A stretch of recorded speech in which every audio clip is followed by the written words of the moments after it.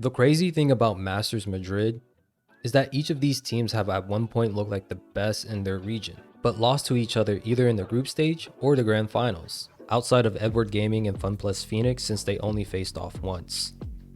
Regardless, this is why so many are saying Masters Madrid is such an open tournament, where almost any team can win it all. So today I'll be giving each fanbase that good old copium on how their team can lift the Masters Madrid trophy.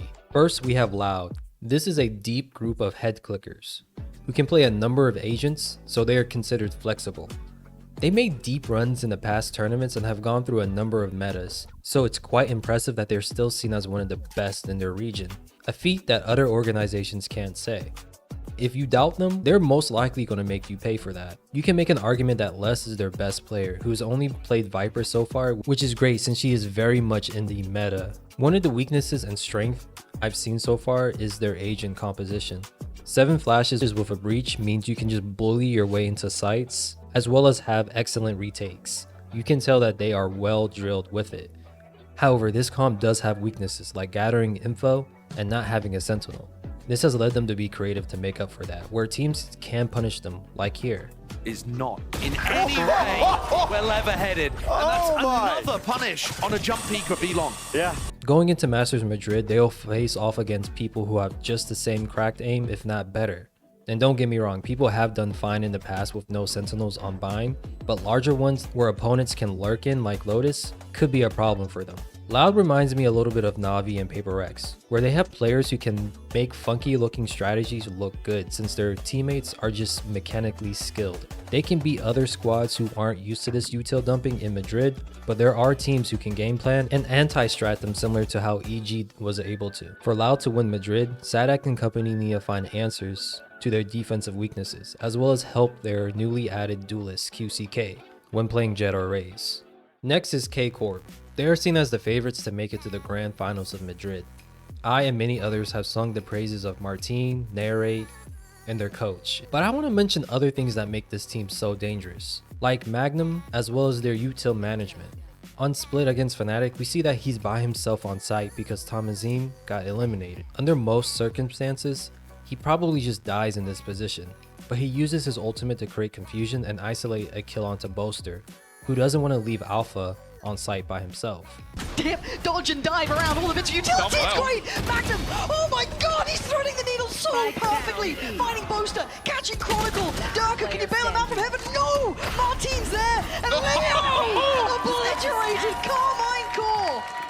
The very next play, we see Tamazine help his teammates out by using Omen's ult to clear corners. But he makes sure to go to mailroom first so he doesn't expose himself in the process, because the team doesn't know where everyone else is. Even on Lotus, Magnum chooses not to use his KJ ult in the default position, but rather near ropes to cover Tree too, which helps them get this round.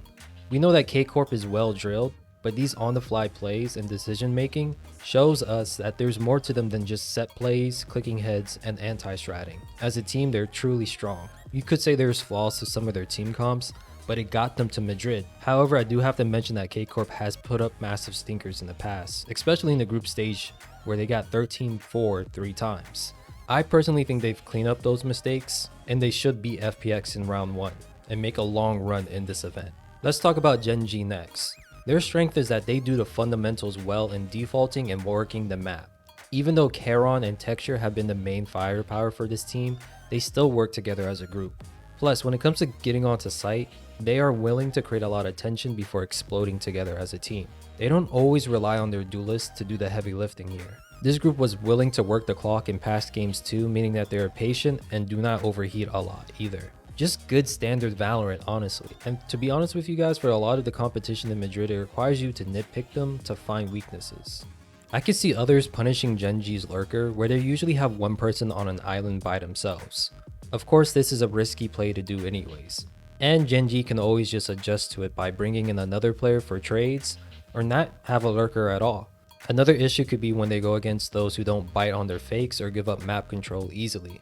In the Pacific Kickoff tournament, they were able to make teams scramble a lot and get out of position, but not everyone in Madrid will. There's a lot of teams out there that are as disciplined and drilled as Gen G, unless they plan on changing some of their strats. And some might say Lakia is one of their weaknesses, but he's mainly been playing Initiator, You typically don't ask them for high frags anyways. You want your initiator to set up your team for success by getting information and clearing corners. Charon and Texture need to continue to get frags as well as have great mid-round calling from Meteor. Munchkin needs to and has come up big for them in the past as well.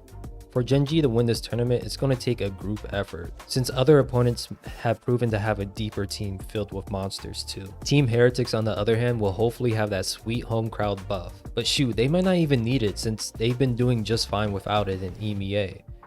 Not only is Heretics embracing the balance changes Riot has placed, they've been coming up with non-standard comps with a long list of solid tactics to go with them. Before EMEA's playoff, I didn't see them as a deep team. I thought it was just a Boo and Mini Boo show. Afterwards, the eye test has told me that these players don't need to rely on just 1 or 2 people to get frags. Even though they lost in the grand finals, Riens, Benji, Fishy, and Patitech stepped up. I'm not the biggest fan of seeing Neon in pro play, but Mini Boo's making her work. So who am I to say that they need to change it? Plus, Riens should be able to compete on LAN instead of from his house, so they should be getting better in that department too. Some might say inexperience may play a part, but if they're able to knock down tough titans in the regional stage, I don't see why they can't do it on the international one too. Worst case scenario, the first series, map, or even couple of rounds may be a little rough, but I can see them adjusting to the arena pretty well. If Miniboo can keep putting up similar numbers as he did in the group stage of kickoffs, while the rest of the team is fragging out, then I don't see why they can't lift the trophy. Edward Gaming is the only organization here not to make a change to their starting 5 during the offseason.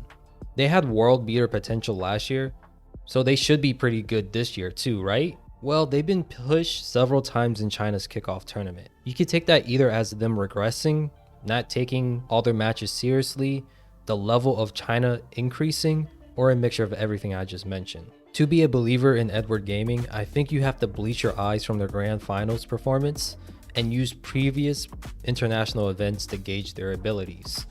This group has talented individuals from top to bottom. Each one of them have gotten multiple 3 and 4Ks against competitions on a singular map in the past. They've won a number of close games recently, which can build confidence in those high pressure situations. If they can clean up their mistakes they made in kickoff, then I could see them upset others that are seen as favorites, just like how they did to Na'Vi and Loud in Masters Tokyo. Fun plus Phoenix is probably going to require the most amount of copium, so lend me your energy with this one, guys. But I do have to say they were close to beating EDG on 2 maps during China's grand finals. And when teams go into overtime, those results could go either way. Honestly, it's a coin flip. FPX has a lot of firepower too. Even though losing in overtime twice in the grand final sucks, they won other close matches that brought them to the finals to begin with.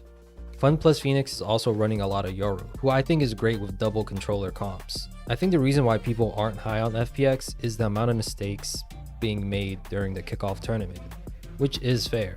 I think teams sleeping on them could help too, kind of like how people didn't take Edward Gaming seriously at first in Tokyo. They still need to clean up their mistakes and let the likes of Ayang, Life, and Autumn cook if we could see them lift that trophy. PaperX is similar to Loud, where they have players who can perform highly on different agents and roles. I don't usually like to see something as an initiator, but their no duelist comp on Sunset is starting to make me change that. Plus, that 3 duelist comp on Split is 2-0. When I first saw it, I thought they were trolling, but that's the PaperX way. If it works, people will say W Gaming is good. If it doesn't work, then we just all laugh it off and say of course it was never going to work to begin with. It's just their strength and weakness. These comps could help them with Monyet too, who has been struggling a bit. And to remind people, PaperX also struggled in the past when Jing was on this team too. The more they play together, I'm sure the better they will get. Worst case scenario, we can look at Masters Tokyo, where PaperX still made a deep run with CGRS, a content creator who had low ratings throughout that tournament. PaperX and Gen G had the most time off to either cook up new strategies and or correct their weaknesses. That leaves us with Sentinels, another team seen as favorites to win it all. Tens and Zekken are the primary carries for this team. Sen's Split and Sunset definitely reflect this, since it's their strongest map so far and those individuals have popped off on it. However, I am kind of worried about this team whenever Tens is on KO and Zekken is opping on Jet. Luckily, they have the likes of Saucy, who can frag on Initiator, and John QT, whose aim is world class. Zelsis has had big clutches too. However, their breeze worries me a bit for the reasons I stated earlier about Tens and Zekken. Plus, their ascent is kind of standard. Teams in this competition have been experimenting on those maps too, so maybe Sentinels could do the same. But again, this is a tall task to ask for since they have less than 12 days to prepare when you tie in travel time and media day. If they can shore up either Breeze and Ascent, then I don't see why they can't make a deep run. But what do you think? Is there a clear-cut favorite to win it all? Or is Masters Madrid wide open? Let me know down below.